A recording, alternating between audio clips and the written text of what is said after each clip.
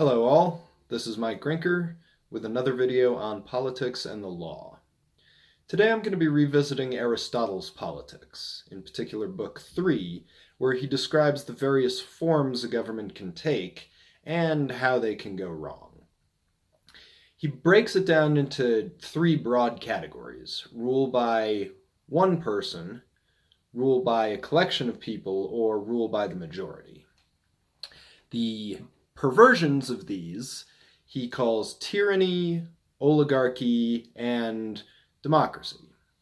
Now, ostensibly, we here in the USA live in a democracy, but more nearly it reflects Aristotle's description of an oligarchy, or rule by the propertied. You need money to break into the political system, to influence politics in any meaningful way.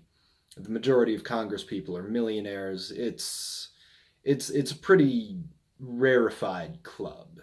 And if you're not a fan of that particular take, you can also look at the Hollywood elite or the deep state or what have you. The point is, an oligarchy is rule by a small collection of individuals who are unfit to be leading, who lack the virtue.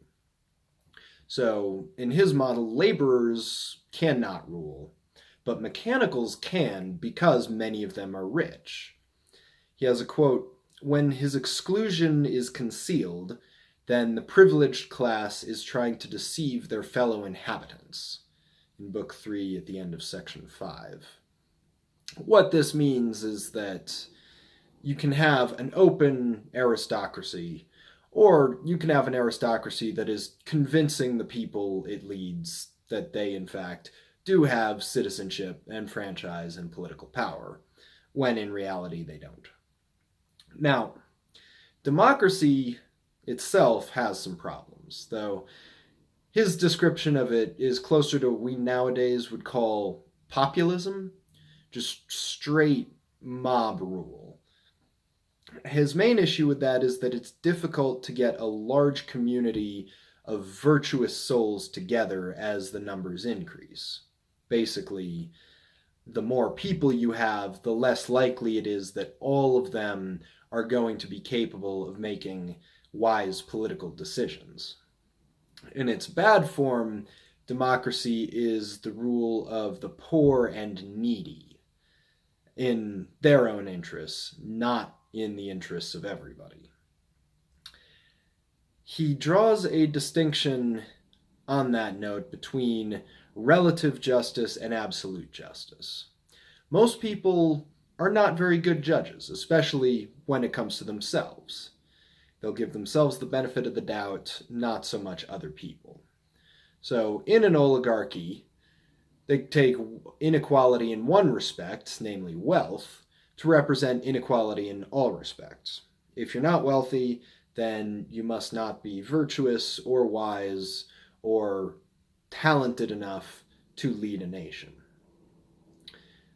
Supporters of democracy, on the other hand, take equality in one respect, namely the equality of citizenship and of freedom, of being a human being, to represent equality in all respects.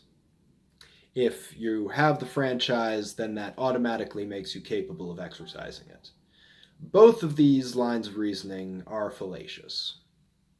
So a tyrant who rules by force, whether it's monetary power or military might, is unjust. And a multitude coercing the people purely by virtue of their majority is equally unjust. There's a danger in letting absolutely anybody hold office. You can have a person better suited to being a ditch digger or a rodeo clown and wind up being the leader of the entire nation. No offense to ditch diggers and rodeo clowns, of course. Or, on the other hand, if you prevent people from exercising their political power, then you wind up with a nation of enemies who are not invested in the state, who are going to resist the people in charge simply because they themselves have no say. those are the drawbacks to the political systems. I might do another video outlining his view of what happens when they go right. Until then, take care.